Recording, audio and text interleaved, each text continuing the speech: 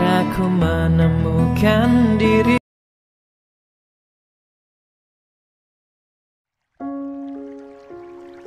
Bab 017. Mata Sandra seketika membulat. Dia akhirnya berdiri dan menghampiri Mariana. Kedua tangannya mencengkram erat jeruji besi yang menjadi penghalang di antara mereka. "Kamu, dasar perempuan sialan. Berani sekali kamu melaporkan aku pada polisi. Kamu terbukti menyewa pembunuh bayaran untuk membunuhku. Selain itu, aku juga sudah tahu tentang racun Mephisto yang selama ini kau berikan kepadaku." Suara Mariana benar-benar terdengar sangat tenang. Dan, hal itu membuat Sandra malah semakin gelisah. Ada badai yang sedang Mariana simpan. Dan, mungkin badai itu sebentar lagi akan berkecamuk menghancurkan dunia yang Sandra punya. Dengar baik-baik, Sandra. Mata Mariana dipenuhi kilat kemarahan yang tegas. "Aku pasti akan membuat kamu membayar semua penderitaan yang sudah kamu berikan terhadap aku dan putriku. Semuanya. 2 kali lipat." Tubuh Sandra bergetar hebat. Matanya berkedip beberapa kali. Dia tahu, ancaman Mariana sangat serius. "Kak, kamu ingin melakukan apa?" tanya Sandra gugup. "Nanti, kamu juga akan tahu," jawab Mariana. "Kejutan yang aku siapkan sudah menunggumu di lapas." "Ana, kamu." Tangan Sandra keluar dari sela-sela jeruji besi itu. Dia ingin sekali mencekik batang leher Mariana namun tidak bisa. "Kemari, perempuan brengsek. Aku akan membunuhmu." Mariana tersenyum lebar. Dia mundur selangkah dan menatap Sandra yang sangat putus asa. "Lihatlah. Penampilanmu sekarang sudah seperti orang gila. Padahal, aku belum memberimu racun itu." 51. Sandra membeku. Kata-kata Mariana seolah menyiratkan sesuatu. Jangan-jangan, perempuan itu akan memberikan racun yang sama kepada Sandra. Memikirkan hal itu, Sandra jadi tak bisa tenang. Air yang tadi ia minum, apakah aman? Sandra jadi ketakutan sendiri. 52. Uang Sandra. "Luna, Papa ingin ke kamar mandi," teriak Anton untuk ketiga kalinya. "Apa sih, Pak?" balas Luna dengan nada ketus. "Aku sedang sibuk mencari pekerjaan. Bisakah Papa diam sebentar?" Gadis itu sedang sibuk menghubungi teman-temannya satu persatu. Sayangnya, tak seorang pun yang berniat membantu Luna mendapatkan pekerjaan. Semuanya menolak dengan alasan yang sama. Terlalu takut pada Enzo Rice Venyama. "Papa sudah tidak tahan, Luna. Tolong antarkan Papa ke kamar mandi, sekarang," pinta Anton dengan tampang memelas. Baru beberapa hari dan Luna sudah habis kesabaran dalam menghadapinya. Padahal, gadis itu sudah berjanji untuk merawat Anton sepenuh hati. Tapi, ternyata janji itu hanya sebatas di ujung lidah. Tidak benar-benar dilakukan. Bau apa itu? Setelah beberapa saat, Luna akhirnya terganggu dengan aroma pesing yang sangat menyengat. Dia akhirnya melepaskan ponselnya. Berjalan perlahan sambil mengendus, mencari tahu sumber bau tak enak itu dengan hidung yang masih dibalut perban. "Papa pipis di celana," seru Luna dengan mata melotot setelah menjumpai sprei di tempat tidur sang ayah tampak basah. Anton terdiam. Wajahnya terlihat menahan malu. Maaf," ucapnya terbata. Seketika, darah Luna langsung mendidih. Lelaki tua itu sudah membuatnya habis kesabaran. "Papa benar-benar bodoh," umpat Luna dengan kesal. Alhasil, Luna harus membersihkan sendiri bekas pipis sang ayah. Perawat datang mengomelinya karena aroma urin sang ayah benar-benar mengganggu. Sial sekali aku. Padahal, Papa punya anak kandung. Tapi, kenapa malah aku yang harus mengurus kotoran Papa?"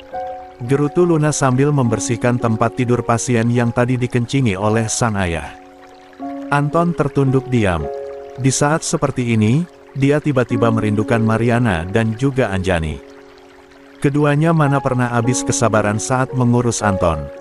Mau apapun keadaannya, semenjikan apapun penampakannya, mereka akan selalu merawat Anton tanpa keluhan sedikitpun. "Kenapa Papa malah melamun?" tanya Luna. "Cepat buka celana Papa dan ganti dengan yang baru." hardiknya sambil melemparkan celana pasien baru kepada sang ayah. Anton menerima celana itu dengan perasaan bergemuruh. Dulu, saat Luna kecil, Anton sering sekali membersihkan kencing dan juga kotorannya. Tapi, sekarang gadis itu malah bertingkah jijik kepadanya. Padahal, Anton, 53, menyayanginya lebih dari Anton menyayangi Anjani. Luna, Papa tidak bisa melakukan semuanya sendiri. Tolong bantu Papa, pinta Anton. Ish, lakukan sendiri. Tolak Luna. Aku ini bukan anak kandung Papa. Tidak seharusnya aku melihat apalagi menyentuh bagian pribadi di tubuh Papa. Luna melipat kedua tangannya di depan dada. Ekspresinya masih terlihat jijik kepada Anton. Pada akhirnya, Anton benar-benar melakukannya seorang diri. Dia mengganti celananya sendiri dengan susah payah sambil menangis. Jangan cengeng. Aku tidak memukul Papa. Jangan buat orang lain jadi salah paham. Bentak Luna sekali lagi. Anton tetap diam saja. Mungkin, inilah warna asli Luna dan Anton harus terima. Walau bagaimanapun, Anton sudah mengabaikan putri kandungnya selama bertahun-tahun demi Luna. Jadi, jika hal seperti ini akhirnya terjadi, maka Anton seharusnya sudah siap. Beberapa jam kemudian, Luna mendapatkan telepon dari pihak kepolisian. Kabar penangkapan sang Elbu akhirnya sampai ke telinganya. Dengan panik, Luna segera menyambar tasnya kemudian berjalan dengan sedikit tergesa-gesa. Luna, mau kemana? Tanya Anton. Mau ke kantor polisi, jawab Luna singkat. Ada apa? Tanya Anton lagi. Luna berhenti di depan pintu. Dia menoleh sekilas kemudian menjawab, Mama ditangkap polisi. Dan, semua ini gara-gara perempuan gila itu dan putrinya. Lelaki parubaya itu cukup mengerti siapa yang dimaksud Luna. Dia segera menyambar ponsel yang tergeletak di atas nakas kemudian menghubungi seseorang. Tolong cari tahu kenapa Sandra bisa ditangkap polisi. Sekarang, setelah mengatakan keperluannya, Anton pun menunggu dengan perasaan deg-degan. Dia sudah tak sabar ingin tahu kebenarannya. Selang beberapa saat, ponselnya kembali bergetar. Dengan cepat, Anton mengangkat panggilan itu dengan tak sabaran. Apa? Jadi, Sandra dipenjara karena melakukan percobaan pembunuhan terhadap Ana. Ponsel di genggaman Anton terjatuh begitu saja. Tiba-tiba, ingatan samar-samar tentang kejadian jatuhnya dia dari tangga, berkelabat dalam otaknya. Sandra. Anton memegang kepalanya yang terasa sangat sakit. Dia yang mendorongku hingga jatuh. Akhirnya, Anton ingat semua. Bagaimana dengan hartaku? Gumam Anton bermonolog. 54. Sedikit panik, dia kembali mengambil ponsel yang tadi terjatuh di samping tubuhnya. Dia menelepon ke rumah dan menemukan fakta bahwa semua jam tangan mahal di etalase pribadinya ternyata sudah menghilang. Sementara, untuk isi brankas, pelayan di rumahnya meminta agar Anton memeriksa sendiri setelah pulang nanti. Sandra, kamu benar-benar perempuan ular. Aku menyesal sudah membuang Mariana hanya demi seonggok sampah sehina kamu. Anton menggeram frustasi. Rasanya hampir gila. Luna, tolong selamatkan Mama, sayang.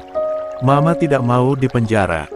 Sandra langsung menangis histeris begitu sang putri datang. Dia menggenggam tangan Luna dengan erat. Di mana harta benda yang Mama curi dari rumah? Bukannya bertanya akan keadaan sang Elbu, Luna justru menanyakan soal harta yang dicuri sang ibu terlebih dulu. Luna, kenapa kamu malah mengkhawatirkan soal harta itu? Tanya Sandra sedikit kecewa. Menyadari perubahan ekspresi wajah sang ibu, Luna segera mencari alasan yang cukup masuk akal. Tentu saja karena aku ingin membayar uang jaminan untuk Mama, jawab Luna. Aku tidak mungkin tega membiarkan Mama terus meringkuk di dalam sel yang dingin ini, kan? Mama tidak tahu uang 5 miliar lebih itu kemana. Tapi, Mama masih punya uang sekitar 700 juta lebih yang Mama simpan di tempat persembunyian Mama. Di mana, Ma? Tanya Luna bersemangat. Sandra memberikan sebuah alamat kepada Luna tanpa curiga sedikitpun. Dia percaya sepenuhnya kepada Luna. Gadis itu tak mungkin menusuk elbu kandungnya sendiri dari belakang. Kalau begitu, aku akan segera mengambil uangnya.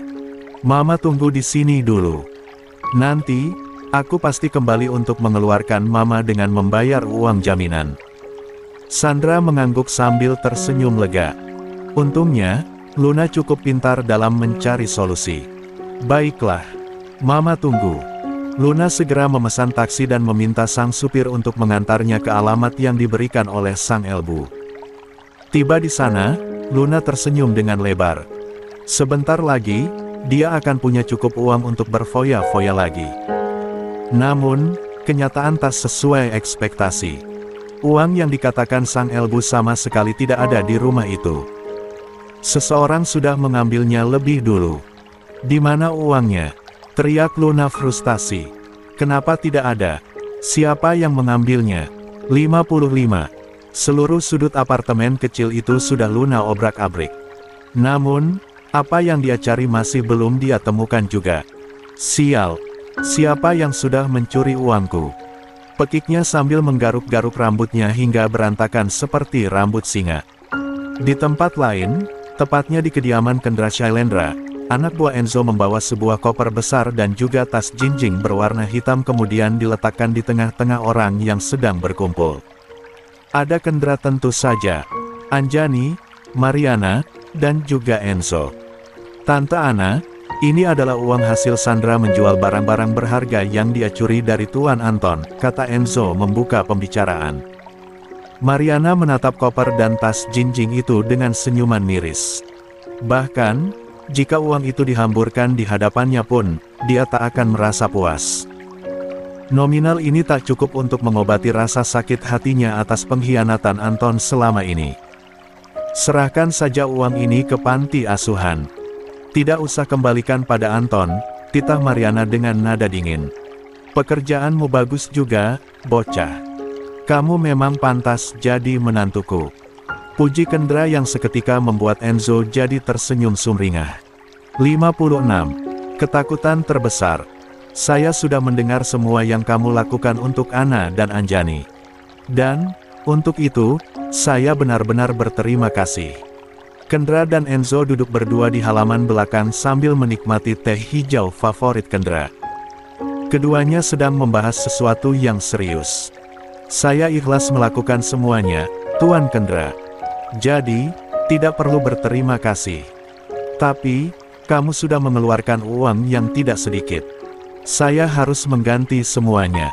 Bukankah, Anjani sudah bilang padamu? Ya, Anjani memang sudah bilang. Tapi, itu tidak perlu, tolak Enzo dengan cepat. Saya melakukan semuanya dengan sukarela. Tidak ada keinginan untuk mendapatkan balasan apalagi mengharapkan pengembalian.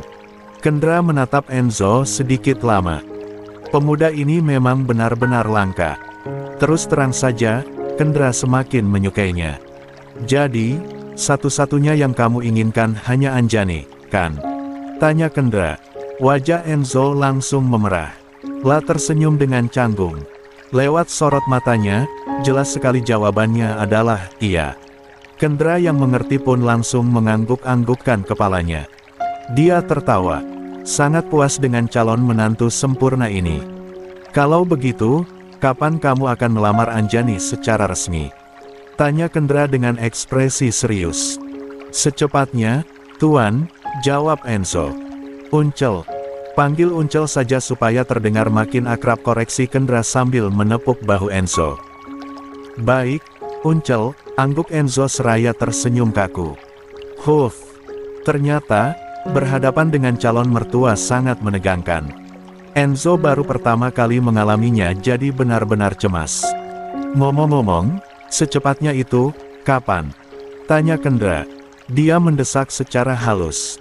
Bisa tolong beri kepastian. Masalahnya, Anjani itu sangat cantik. Yang menyukainya pasti banyak. Takutnya, ada laki-laki lain yang duluan melamar.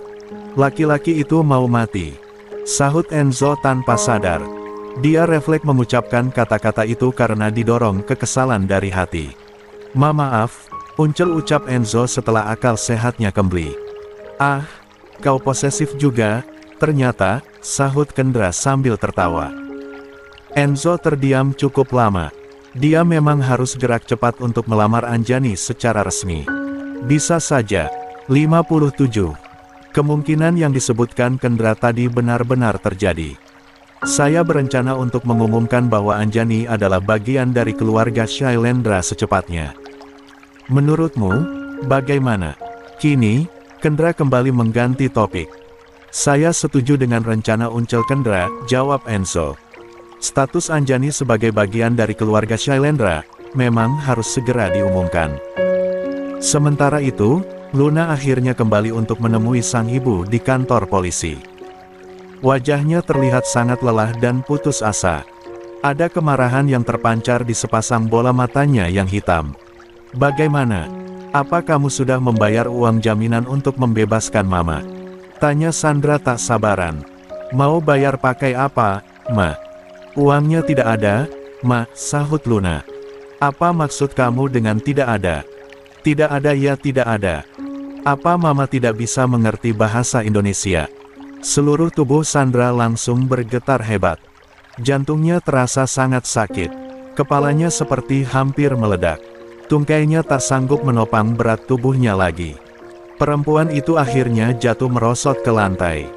Kepalanya menggeleng dengan keras. Tidak mungkin. Uang itu tidak mungkin hilang, Luna. Mama sudah menyimpannya di tempat yang benar-benar aman. Tapi, kenyataannya, uang itu memang tidak ada. Uang itu hilang, Ma. Siapa yang mengambilnya? Gumam Sandra. Siapa yang mengambilnya? Teriaknya lebih keras. Petugas polisi yang kaget mendengar suaranya langsung membentak, diam. Namun, Sandra sama sekali tidak peduli. Dia benar-benar hampir gila karena memikirkan siapa yang sudah mengambil uangnya. Kalau uang itu tidak ada, lalu bagaimana caranya Mama bisa keluar dari sini, Luna? Mama tidak mau dipenjara. Mama tidak mau tinggal di balik jeruji besi yang dingin. Kemudian, dia tiba-tiba menarik tangan putrinya. Luna sampai tersentak kaget dibuatnya. Apapun caranya, kamu harus mengeluarkan Mama dari sini. Mama harus keluar, Luna. Mama tidak boleh dipenjara. Cengkraman tangan Sandra semakin kuat. Dia bahkan tidak sadar jika kuku-kuku jarinya yang runcing sudah menancap di pergelangan tangan putrinya. Mama, sakit, ringis Luna sambil berusaha melepaskan diri dari cengkraman sang elbu. 58. Namun, Sandra malah semakin mempererat cengkramannya. Dia menyentak tangan putrinya hingga tubuh gadis itu condong ke depan. Dahi Luna bahkan nyaris membentur jeruji besi yang menjadi penghalang di antara keduanya. Luna, kamu harus menolong Mama. Mama bisa mati jika Mama benar-benar dipenjara, ucap Sandra dengan panik. Aku bisa menolong Mama dengan cara apa?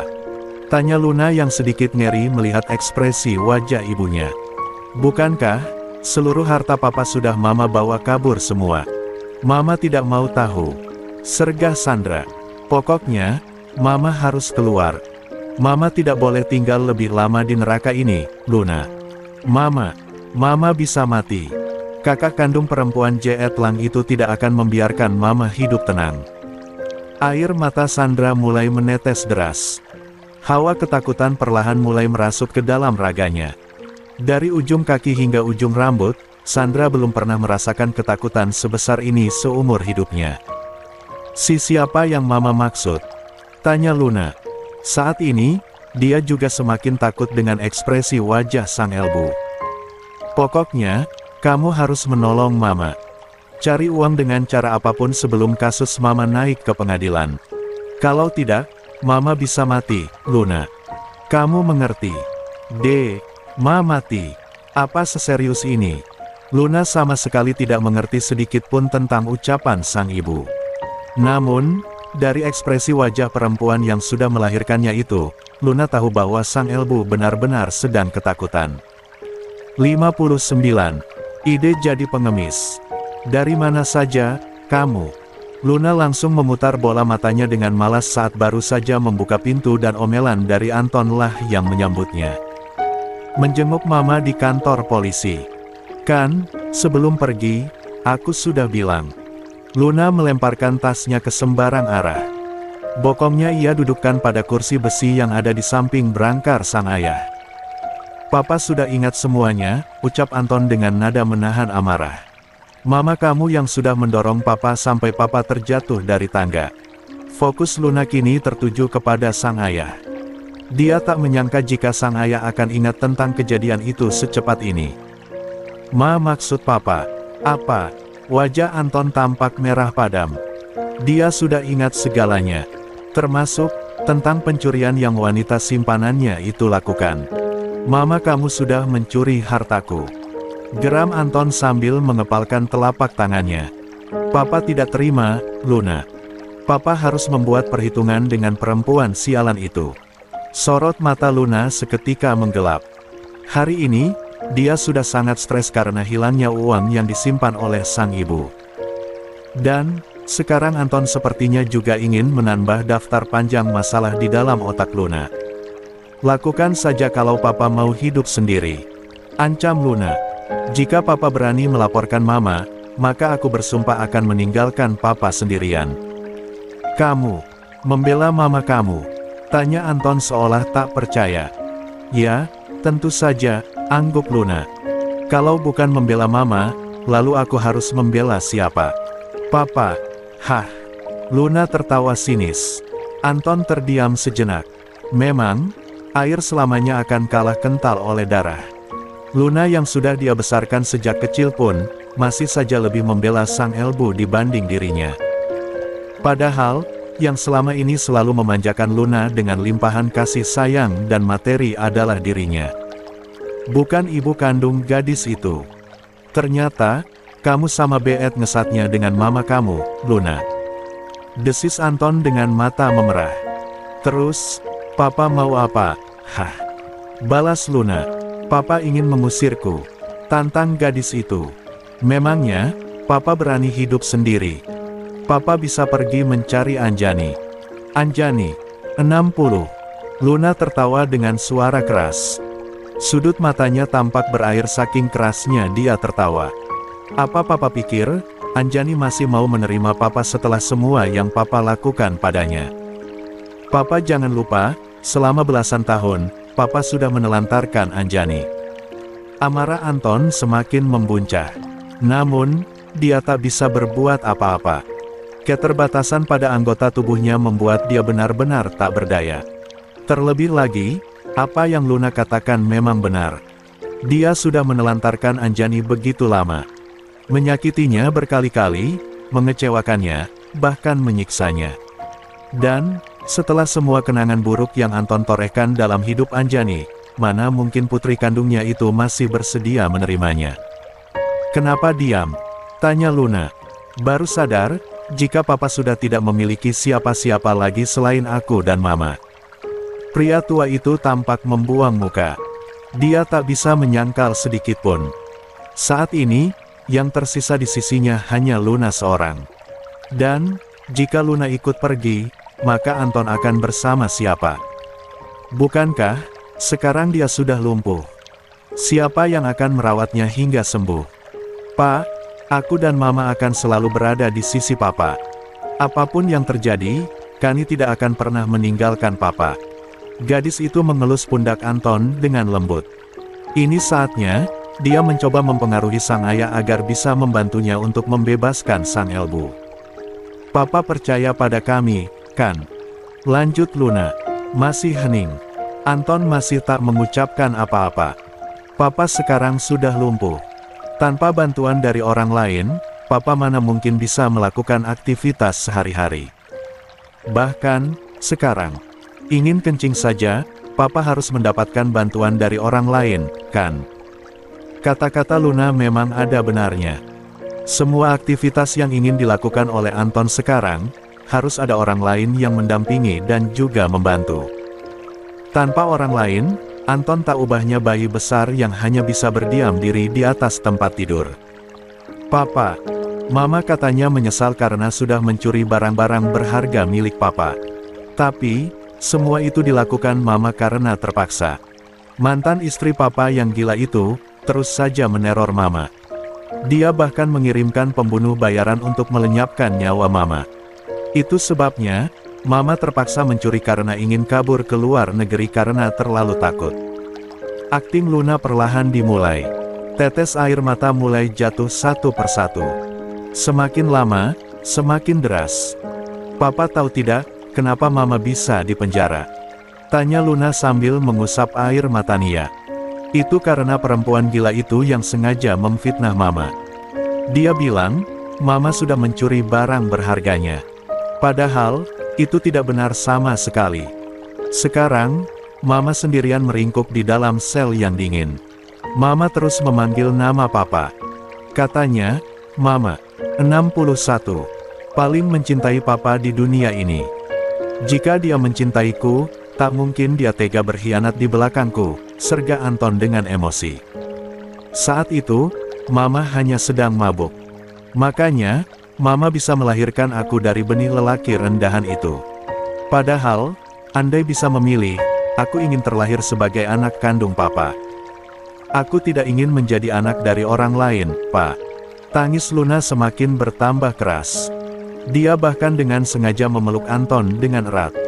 Beberapa saat kemudian, Luna akhirnya menuai hasil dari aktingnya yang apik. Anton sepertinya kembali bersimpati terhadap dirinya. Jadi, Mama kamu bagaimana? Apa dia akan ditahan lama? Tanya Anton dengan suara yang terdengar melunak. Selama kita membayar uang jaminan, mungkin Mama bisa dikeluarkan, Pak, jawab Luna bersemangat. Wajah Anton terlihat frustasi. Dia tak memiliki pegangan sedikit pun. Seluruh uang hasil menjual perusahaannya, ia gunakan untuk membayar gaji karyawan dan juga hutang-hutang kepada para supplier serta ganti rugi kepada beberapa pihak tertentu. Yang tersisa di dalam rekening sudah tidak seberapa. Itu pun, sudah Anton gunakan untuk membayar biaya perawatannya selama di rumah sakit. Pak, tolong bayar uang jaminan itu. Pinta Luna dengan tampang memelas. Anton pun tampak menghela napas panjang. Maaf, Luna. Tapi, Papa sudah tidak punya uang. Semua uang yang Papa punya sudah Papa gunakan untuk membayar semua hutang-hutang Papa. Ekspresi Luna langsung berubah 180 derajat. Jadi, sekarang Papa sudah tidak punya apa-apa. Tanya Luna dengan sedikit emosi. Pelan, Anton menggeleng dengan sangat lemas.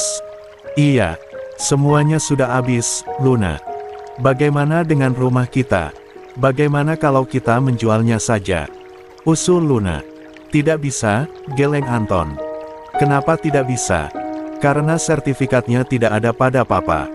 Sertifikatnya sudah lama Papa gadaikan ke bank untuk mengambil pinjaman. Tersisa 2 tahun lagi sampai pinjaman Papa lunas. Luna kembali tertawa sumbang. Wah, ini benar-benar sesuatu yang sangat luar biasa. Padahal, Luna sudah mengeluarkan semua kemampuan aktingnya. Namun, dia malah tak mendapatkan hasil apa-apa. Semuanya sia-sia. Ah, menyebalkan sekali. Kenapa Papa baru bilang sekarang, sih? Tahu begitu, aku tidak perlu repot untuk berpura-pura menjadi gadis yang baik di hadapan Papa. Luna berdiri. Air matanya ia hapus. Ekspresi wajahnya berubah penuh tipu muslihat. 62. Sepertinya, Papa cocok jadi pengemis. Bagaimana, kalau Papa segera keluar dari rumah sakit lalu mencari uang di lampu merah saja? Aku yakin, orang-orang pasti akan banyak yang iba pada Papa. Dengan begitu, Papa akan tetap berguna untukku dan tidak akan mungkin aku buang begitu saja. Luna, apa yang kamu ucapkan? Apa kamu tega memperlakukan Papa seperti itu? Tentu saja tega. Papa kan bukan Papa kandungku. 63. Pengumuman lamaran. Anton terpukul mendengar ucapan Luna. Topeng yang selama ini dikenakan Luna akhirnya tersingkap juga. Gadis itu tak pernah menyayangi Anton sepenuh hati. Dari awal hingga akhir, Luna hanya menganggapnya sebagai gudang uang dan bukannya seorang ayah yang dicintai dengan tulus. Kau, jadi selama ini kau hanya mengincar hartaku saja? Tanya Anton dengan suara bergetar. Tangan kirinya memegang dada yang tiba-tiba terasa sangat sakit. Ya, Itu benar, angguk Luna. Bahkan, sekalipun kamu adalah ayah kandungku, tetap saja aku tidak akan pernah sudi mengurusmu jika kamu tak punya uang. Pukulan datang lagi. Kata-kata Luna bagai hantaman palu godam yang seketika membuat tulang rusuk Anton menjadi remuk. Lelaki tua semakin kesakitan. Napasnya perlahan terasa sesak. Mata tua dengan netra yang sudah mulai keruh itu tampak berair. "Kakao, Papa, kenapa?" tanya Luna. "Dada Papa sakit. Jantung Papa kumat lagi." Cara Luna bertanya serupa dengan ejekan.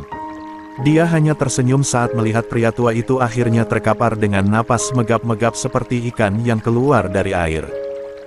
Barulah, saat tiang infus Anton terjatuh dan menimbulkan bunyi yang keras, Luna baru berakting panik dan berteriak memanggil perawat. "Apa yang terjadi?" tanya dokter yang datang tergesa-gesa bersama perawat. "Saya tidak tahu. Tiba-tiba saja Papa mengeluh sakit pada dadanya lalu sesak napas." Luna menangis terseduh-seduh, menampilkan ekspresi orang takut kehilangan yang benar-benar sempurna. Di tengah kesadaran yang nyaris menghilang sepenuhnya, Anton masih bisa menyaksikan akting gadis itu. Air mata terjatuh dari sudut matanya. "Aku menyesal. Ternyata, anak yang sudah kubesarkan selama ini adalah jelmaan ular berbis." Langkah Enzo maju mundur untuk masuk ke dalam rumah sang ayah yang hari ini tampak begitu ramai. 3 kakak perempuannya serta kakak iparnya datang berkunjung hari ini. Dan, Enzo tahu bahwa dia akan habis diejek oleh ke-6 orang menyebalkan itu jika mereka sampai mendengar hal yang ingin diucapkan Enzo kepada ayah mereka. "Masuk tidak?" "Iya," gumam Enzo ragu-ragu. "Sebaiknya, tidak usah. Besok saja," lanjutnya bermonolog seraya memutar badan hendak masuk ke dalam mobil. Sang supir sudah membuka pintu mobil untuknya. Tapi, kemudian Enzo mengurungkan niatnya lagi. 64. "Tapi, kalau aku tidak bilang sekarang, nanti malah tertunda lagi. Dan, kalau Anjani benar-benar ada yang duluan melamar, bagaimana? Bisa-bisa, aku yang mati berdiri." "Ah, terobos saja." Tak peduli dengan bulian para kakak-kakaknya, pokoknya Enzo harus berusaha menahan semuanya. Seperti kata para pejuang, maju pantang mundur. "Semangat!" teriak Enzo menyemangati diri sendiri. Supir di belakangnya tampak nyengir kuda. Saat Enzo berbalik melihatnya, dia langsung berpura-pura tidak dengar dan sibuk menutup pintu mobil. "Ayo masuk, Enzo. Kamu bisa," gumam Enzo sekali lagi. Langkahnya terlihat begitu mantap menuju ke arah pintu masuk. Namun, selangkah lagi melewati pintu itu, dia kembali putar balik dan malah kembali menuju ke mobil. Supir yang masih berdiri di samping mobil tampak menaikkan alis. Enzo sendiri langsung memberi isyarat agar pria itu membuka pintu mobil lagi untuk dirinya. Sigap, pria itu melaksanakan perintah sang atasan. Namun, lagi-lagi saat Enzo hendak menaikkan kakinya, dia kembali mengurungkan niatnya lagi. "Kalau aku pergi sekarang, maka aku akan jadi pengecut terbodoh sepanjang masa. Ini jelas-jelas melukai harga diriku. Bahkan, klien-klien yang pernah kutemui, banyak yang lebih seram dibanding kumpulan manusia-manusia di dalam sana. Masa aku harus takut? Ini tidak benar.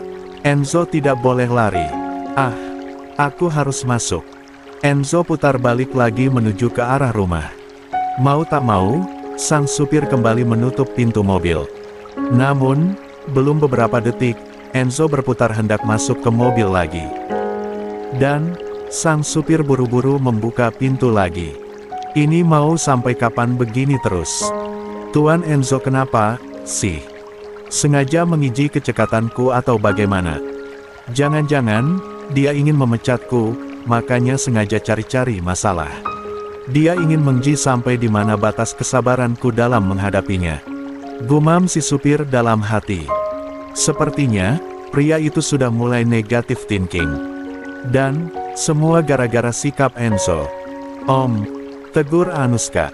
Dia baru saja tiba dengan mobil sport mewah yang dibelikan oleh sang paman. "Kenapa kamu ada di sini?" tanya Enzo yang kembali pada bentukannya yang sok serius. Tentu saja karena malam ini kita akan makan malam keluarga, jawab Anushka. Yang lain juga akan datang, kok. Kudenga, Nika, Vania, Din, dan Cikita juga akan datang. Apa? Mata Enzo refleks membulat sempurna. 65. Habislah sudah. Orang-orang yang disebut oleh Anushka benar-benar kombinasi luar biasa untuk menghancurkan reputasi Enzo. Kenapa mereka ada di sini? Ini kan libur semester. Jadi, mereka semua memutuskan pulang untuk menemani Opa di rumah. Tatapan Anushka tiba-tiba tertuju pada paper bag yang Enzo bawa di tangan kirinya. Om Enzo bawa apa itu? Tanya Anushka penasaran. Gundam, jawab Enzo. Untuk Opa. Enzo mengangguk. Tumben sekali Om Enzo baik pada Opa. Bukannya, Om Enzo selalu marah-marah kalau Opa menghabiskan banyak uang untuk membeli mainan itu. Tanya Anushka dengan keheranan. Jangan-jangan, Om Enzo sedang ada maunya, iya. Tebak Anushka dengan mata memicing. Dia langsung merapat ke tubuh sang paman. Menatap pria itu dengan tajam meski harus mendongak karena tingginya hanya sedada sang paman. Jauh-jauh, kata Enzo sambil mendorong dahi Anushka dengan jari telunjuknya. Katakan, Om Enzo mau apa dari Opa? Bukan urusanmu. Balas Enzo. Om, aku ini sedang berniat membantu. Jadi, katakan saja, jangan sungkan. Om kan tahu kalau aku adalah cucu kesayangan Opa. Apapun yang aku katakan, Opa pasti akan langsung setuju. Yang dikatakan Anushka memang benar. Dia adalah cucu tertua dan paling dekat dengan kakeknya. Jika Anushka membantunya, maka Enzo tidak perlu pusing memikirkan bagaimana harus membuka awalan percakapan yang sangat serius ini. Baiklah, Om akan mengatakannya kepadamu. Tapi, kamu harus janji. Jangan katakan ini di depan semua orang. Kamu harus mengajak kakekmu ke ruangan lain untuk bicara berdua saja. Oke, itu hal yang sangat mudah, sahut Anushka. Enzo dengan sedikit malu, mendekat kepada sang keponakan. Dia membisikkan rencananya untuk melamar Anjani ke telinga Anushka. Mulut Anushka menganga lebar. Dia menatap sang paman dengan mata berbinar. On Enzo serius. Lia, angguk Enzo. Ingat, jangan katakan hal ini di depan orang-orang. Kamu harus merahasiakannya, Anushka. Beres. Kalau soal menjaga rahasia, keponakan Om Enzo satu ini jagonya. Anushka menepuk-nepuk dada, jumawa. 66. Bagus. Ucap Enzo lega. Namun, sepersekian detik berikutnya dia langsung berubah panik. Dia hanya berkedip satu kali dan Anushka sudah menghilang dari hadapannya. Tak berselang lama, suara Anushka yang berteriak heboh menggunakan toa di dalam rumah tiba-tiba terdengar. Pengumuman besar, pengumuman besar. Om Enzo akan melamar pujaan hatinya. Suara cempreng Anushka semakin bertambah cempreng. Satu rumah, bisa mendengarnya. Anak sialan, awas kamu. Kamu benar-benar akan jatuh miskin hari ini juga, Anushka Yama. Sambil menggeram marah sekaligus panik, Enzo berlari terburu-buru masuk ke dalam rumah. Hais, anak itu dapat toa dari mana? Gumam Enzo setengah meringis. 67. Interogasi. Nuska, berhenti. Teriak Enzo. Sayangnya, upaya yang dia lakukan tidak ada gunanya. Anushka sudah berhasil membuat semua orang yang ada di dalam ruang makan jadi tercengang. Makanan jatuh dari mulut kakak pertama Enzo. Air minum menyembur dari mulut kakak ipar pertama dan ketiganya. Sementara, yang lain tampak bengong dengan mulut menganga lebah. Nuska, kamu bilang apa? Tanya Elbu kandung Anushka. Dia mengelap mulutnya yang belepotan lalu bertanya dengan nada penuh curiga. Jangan-jangan, ini perang. Mami, Om Enzo ingin melamar kekasihnya. Dia sudah mau menikah. Dia tak akan jadi bujang lapuk lagi, jawab Anushka bersemangat. Tidak mungkin, geleng kakak kedua Enzo. Nuska, sejak kapan kamu jadi pandai mengerjai orang seperti ini? Tante, aku serius. Om Enzo benar-benar akan menikah. Hening sejenak. Semua orang menatap ke arah Enzo penuh tanda tanya. Yang ditatap mendadak jadi salah tingkah. Dia membuang pandangan ke arah lain. Tak berselang lama, tawa lepas keluar dari mulut mereka. Acara makan-makan pun kembali dilanjutkan seolah tak terjadi apa-apa. Kalau kamu mau menengerjai orang, itu tidak akan berhasil, Nuska. Mana mungkin ada perempuan yang mau dengan pamanmu yang kaku itu, seru bibi ketiga Anuska. Tante, aku serius. Om Enzo benar-benar ingin melamar pacarnya. Ah, tidak mungkin. Sang bibi ketiga mengibaskan tangannya di udara. Sudahlah. Ayo lanjutkan makannya. Jangan hiraukan Nuska. Dia kan memang suka sekali mengerjai kita, kata ibunda Anuska. Kok, malah tidak ada yang percaya. Anuska tampak cemberut. Sia-sia dia mengumumkan menggunakan toa jika ternyata tak ada yang mau percaya. Bahkan, para pelayan saja bersikap biasa. Seolah-olah, kabar tuan muda mereka akan menikah adalah sesuatu yang akan sangat mustahil untuk mereka dengar. Opa, tolong katakan pada mereka kalau aku tidak berbohong. Aku serius, tahu. Sang kakek yang sedari tadi hanya bisa melongok ini mengerjapkan matanya beberapa kali. Dari sekian banyak orang, hanya dia yang percaya bahwa pengumuman yang diteriakkan Anuska memang benar adanya. Hanya saja, dia sempat membeku karena tak percaya jika sang putra akan melamar Anjani secepat ini. 68. Enzo, apa yang dikatakan Anuska benar? Tanya Tuan Raga kepada putranya. Lia, benar, angguk Enzo dengan wajah dan kuping yang sudah merah padam. Apa? Pekik seluruh kakak-kakaknya terkejut. Kini serius. Tanya Elbu Anuska yang merupakan anak pertama. Kamu benar-benar punya pacar? Imbuh kakak keduanya. Siapa? Lanjut sang kakak ketiga sambil berdiri dari kursinya. Siapa perempuan yang tidak beruntung itu? Apa dia punya gangguan penglihatan? Apa matanya minus 1000? Apa yang dia lihat dari bujang lapuk seperti kamu, Enzo? Teriaknya seolah tak terima. 0H? Ya Tuhan. Malang sekali nasib perempuan itu. 1. Kak Elin. Protes Enzo. Apa aku benar-benar seburuk itu? Ya, kamu memang seburuk itu, jawab sang kakak kedua. Selain dompetmu yang tebal itu, apalagi yang bisa kamu banggakan? Tinggi badanmu yang mirip jerapah. Mata dengan alis tebal mirip manusia purba. Atau, hidung tinggi seperti pohon jati itu. Kakak, Enzo benar-benar tidak tahan. Di perusahaan dan di dunia luar, dirinya begitu disegani. Namun, jika sudah pulang ke rumah, dia hanyalah seorang adik kecil yang selalu jadi sasaran penindasan kakak-kakaknya. Katakan, siapa perempuan itu? Dia, normal, kan? Tanya ibunda Anuska. Tentu saja dia normal, jawab Enzo menggebu-gebu. Dia cantik, baik, pintar, dan berprestasi. Kalian bertiga saja kalah cantik dan kalah pintar darinya. Ish, biasa saja, dong.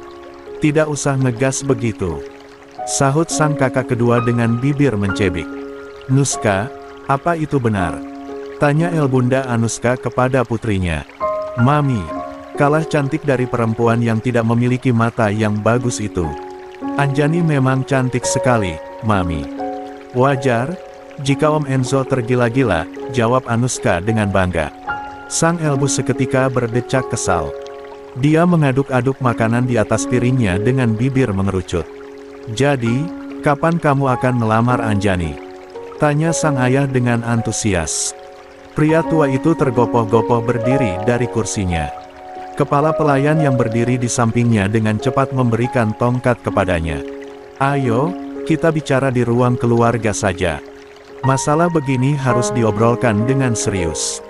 Tuan Diraga Yama lekas menggandeng lengan putranya dengan antusias. Kami juga ikut, ayah.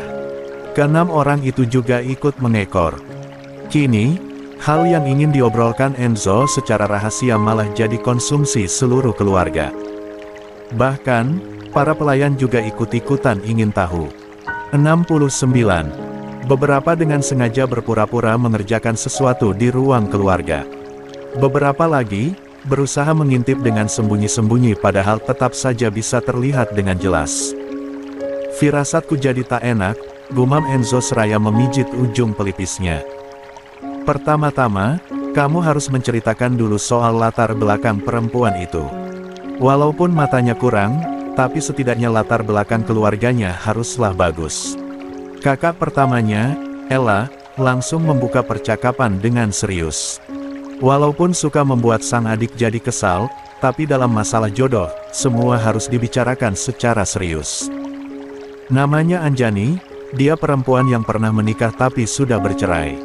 Dia, tunggu, potong sang kakak kedua, dia, janda, Lia, tapi, pantas saja dia menyukaimu.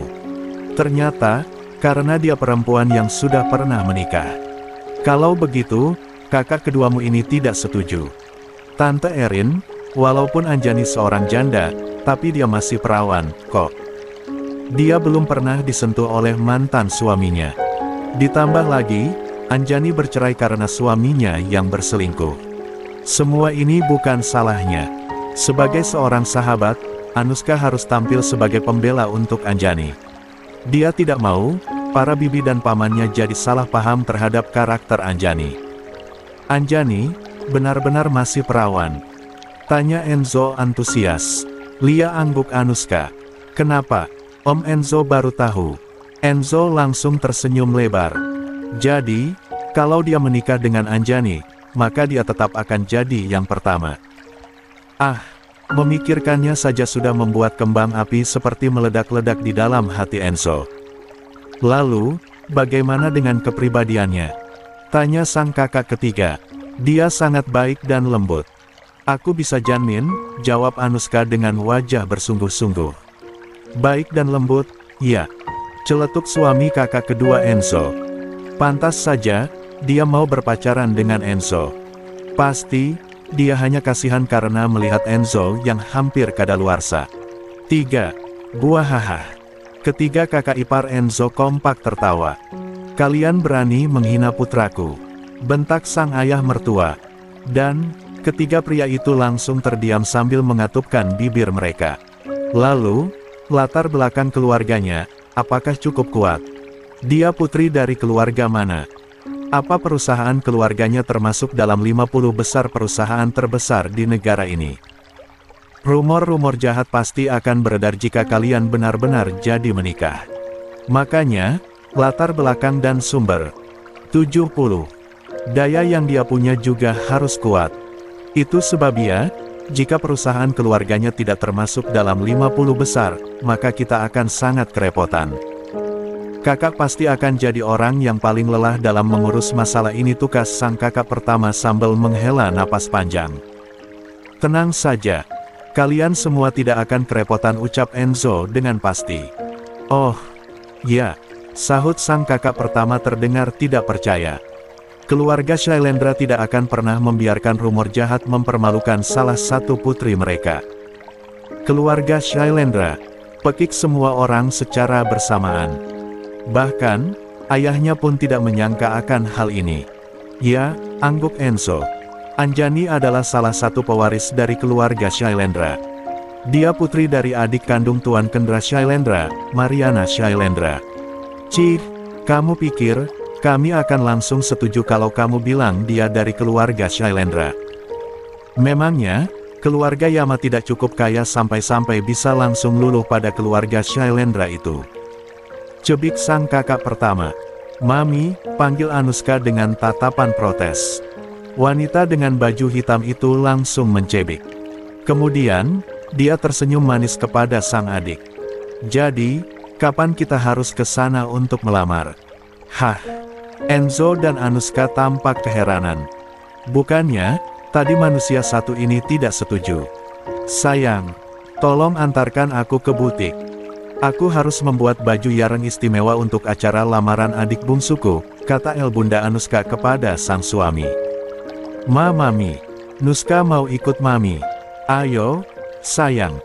Kita harus pakai baju yang cantik dan mahal agar keluarga Shailendra bisa melihat ketulusan hati kita. 3. 71. Jari telunjuk. Anjani, Pak Enzo memanggilmu ke ruangannya, ucap asisten pribadi Enzo kepada perempuan cantik yang sedang sibuk bekerja di kubikelnya tersebut. Lia, katakan pada beliau kalau aku akan segera datang, sahut Anjani bersemangat. Heh, asisten Enzo tampak keheranan. Pun, dengan rekan kerjanya yang lain. Baru kali ini, mereka melihat Anjani yang begitu bersemangat dan terlihat bahagia saat dipanggil Enzo ke ruangannya. Padahal, biasanya Anjani adalah orang yang paling frustasi jika dipanggil menghadap ke sang atasan. Tumben, Anjani tidak seperti manusia yang akan bertemu dengan malaikat maut. Kan, biasanya, kalau dia dipanggil sama Pak Enzo, wajahnya selalu murung, seolah-olah hukuman gantung sudah menantinya di dalam sana. Para rekan kerja Anjani mulai bergosip. Merasa heran dengan perubahan sikap Anjani. Memangnya, kalian tidak curiga? Kelompok penggosip semakin bertambah. Makin banyak orangnya, makin rapat perkumpulannya. Curiga apa? Timpal yang lain. Belakangan ini, Anjani dan Pak Enzo kan memang semakin dekat. Lihat saja, mereka berdua selalu berangkat dan pulang kerja bersama. Jangan-jangan, rumor yang beredar itu memang benar. Rumor apa? Sebenarnya, Anjani. Jantung semua orang berpacu dengan cepat. Menunggu kelanjutan ucapan temannya, sama seperti menunggu waktu buka puasa yang semakin dekat namun tidak kunjung tiba. Dia sudah gila karena tak sanggup menghadapi Pak Enzo yang pemarah itu. Astaga, kasihan sekali, Anjani. Lia, kasihan sekali kalau dia benar-benar sudah jadi gila. Kalau begitu, kenapa dia tetap selalu dipanggil oleh Pak Enzo ke ruangannya? Bahkan, sehari bisa 2-3 kali, deh. Hening sejenak. Semua orang tampak berpikir dengan keras. Mungkin, karena merasa bersalah, jadi Pak Enzo yang bertanggung jawab memberikan obat untuk Anjani. Ah, itu masuk akal. Ternyata, Anjani dipanggil 3 kali sehari karena harus minum obat. Ya. 1. Semua orang mengangguk-anggukkan kepalanya. Seolah-olah, apa yang sedang mereka gosipkan sudah menjadi berita yang benar-benar valid. 72. Dasar kumpulan orang-orang bodoh. Celetuk Anuska. Dia mencubit lengan salah satu rekan kerja prianya karena gemas. Hua, Anuska, sejak kapan kamu berdiri di situ? Para penggosip langsung berseru kaget saat melihat Anuska yang entah sejak kapan sudah berdiri di belakang mereka. Jadi, begini pekerjaan kalian, hah? Sibuk menggosip sana-sini. Anuska berkacak pinggang. Menatap semua teman-temannya dengan mata melotot, menghakimi. Kalian sadar tidak, siapa yang kalian gosipkan? Anjani itu sahabatku. Dan, Pak Enzo itu atasan kalian sekaligus pamanku. Bisa-bisanya, kalian seberani ini. Maaf, Nuska, ucap salah satu rekan kerja Anuska sambil nyengir. Kami nggak bermaksud jahat, kok. Hanya sedang iseng-iseng saja. Lia, Anuska, tolong jangan marah, ya. Kami tidak menggosipkan Anjani dan Pak Enzo yang aneh-aneh, kok. Yang kalian semua katakan tadi itu, salah, ucap Anuska. Anjani tidak gila.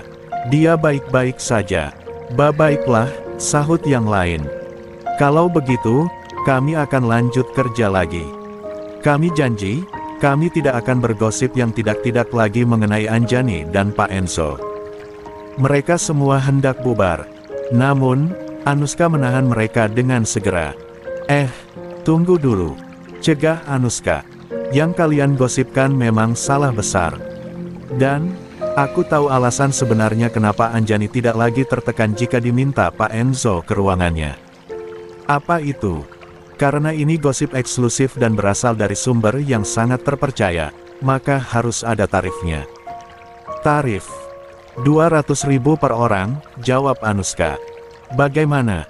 Aku jamin, jika kalian mendengarkan berita ini, maka kalian akan merasakan perasaan senang, seolah-olah kalian baru saja memenangkan lotre bernilai miliaran rupiah. Aku bayar, seru salah satu rekan kerja Anuska.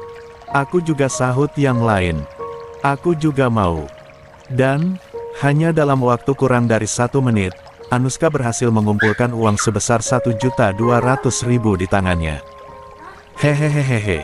Lumayan untuk jajan telur gulung dan sempol ayam, gumam Anuska dalam hati. Tapi, kalian tidak boleh bilang-bilang pada yang lain, oke? Ujar Anuska memperingatkan. Baiklah, baiklah. Tenang saja, kami semua pasti bisa dipercaya. 73. Bagus kalau begitu, angguk Anuska. Dia memberi kode kepada teman-temannya untuk lekas membentuk lingkaran. Berita terpanas yang akan mengguncang Yamasun Arsitek akan segera diluncurkan. Sebenarnya, Anjani dan Pak Enzo akan segera menikah. Hening sejenak. Tak lama kemudian, seruan bersama terdengar cukup keras di dalam ruangan itu. 1. Hah. Mata Anuska seketika melotot. Jangan keras-keras. Nanti, Pak Enzo dengar. Kok bisa? Bagaimana ceritanya mereka tiba-tiba akan menikah? Anuska menyeringai licik. Kalian mau tahu? Tentu saja. Bayar 200.000 lagi. Dan, begitulah, Enzo dan Anjani akhirnya menjadi ladang rezeki untuk Anuska. Di dalam ruangan Enzo, Anjani sedang duduk di sofa sementara lelaki bertubuh jangkung itu sedang merebahkan kepalanya di atas paha Anjani. Tangan Anjani tampak mengelus rambut tebal Enzo dengan lembut. Wajahnya tak henti-hentinya tersenyum. Lah sangat mengagumi fitur wajah lelaki itu. Alis tebal, bulu mata panjang dan lentik, hidung mancung, bibir kemerah-merahan, serta kulit wajah yang terlihat halus. Jika Enzo sedang tertidur seperti ini, dia tampak seperti salah satu dari kumpulan dewa dalam mitologi Yunani. Enzo, kamu sudah tidur? Tanya Anjani. Tak ada jawaban. Enzo bergeming. Karena menganggap Enzo sudah tidur, maka Anjani memberanikan diri untuk melegakan rasa penasarannya.